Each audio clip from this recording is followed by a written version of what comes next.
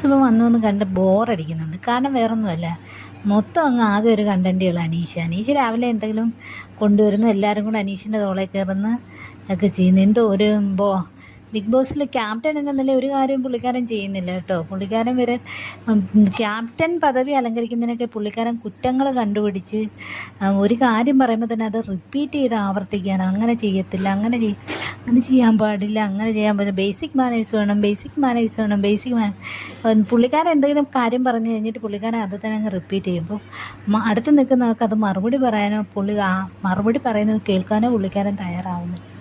ഇന്ന് തന്നെ കത്രിക എങ്ങാണ്ട് വേണമെന്ന് നിവിൻ ആവശ്യപ്പെടുന്നുണ്ട്. അപ്പോൾ ബിഗ് ബോസിനോട് ചോദ്യം എനിക്കൊരു കത്രിക ഒപ്പിച്ച് തരുമോ എന്ന് ചോദിക്കാനായിട്ട് നിവിൻ ക്യാപ്റ്റനോട്. അപ്പോൾ ക്യാപ്റ്റൻ പറയുന്ന മറുപടി എന്തോന്നറിയാം, വിമാനത്തിൽ ആരെങ്കിലും കത്രിക ഉപയോഗിക്കുമോ? അപ്പോൾ അവർ ചോദിക്കുന്നു വിമാനത്തിൽ കത്രികയും തമ്മിൽ ഇതെന്താണെന്ന്. അപ്പോൾ അതുപോലെ ഇവിടെ ഉപകരണങ്ങൾ പാടില്ല, അപകടങ്ങൾ ഉണ്ടാക്കുന്ന ഉപകരണങ്ങൾ ഇവിടെ മേടിക്കാൻ പാടില്ല. അതുകൊണ്ട് കത്രിക ഞാൻ ചോദിക്കത്തില്ല. ആവശ്യത്തിനുള്ള കത്രികകൾ കിച്ചണിലുണ്ട്, അത് മാത്രം മതി, അല്ലാതെ ഞാൻ ചോദിക്കത്തില്ല.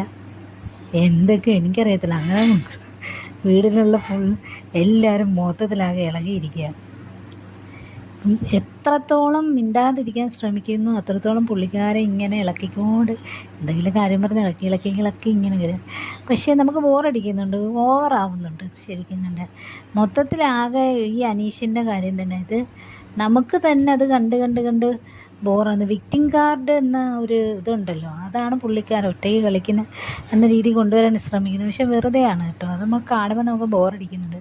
സത്യത്തിൽ ലൈവിലിരുന്ന് കാണുന്നവർക്ക് വെറും ബോറെന്ന് വെച്ചാൽ വന്ന് അങ്ങ് വെറുപ്പിക്കലായി. വേറെ ഒരു കണ്ടന്റില്ല, എല്ലാവരും അനീഷിൻ്റെ പിന്നാലെ നടക്കുക, അല്ല വേറെ ഒരു കാര്യവുമില്ല. വെറുതെ ബോറടിപ്പിക്കുന്നു. ലൈവ് കാണുമ്പോൾ നമുക്ക് സത്യത്തെ ബോറടിക്കുകയാണ് ചെയ്യുന്നത് കേട്ടോ. ശരിക്കും ബോറടിക്കുന്നതെന്ന് വെച്ചാൽ ശരിക്കും ബോറടിക്കുന്നു.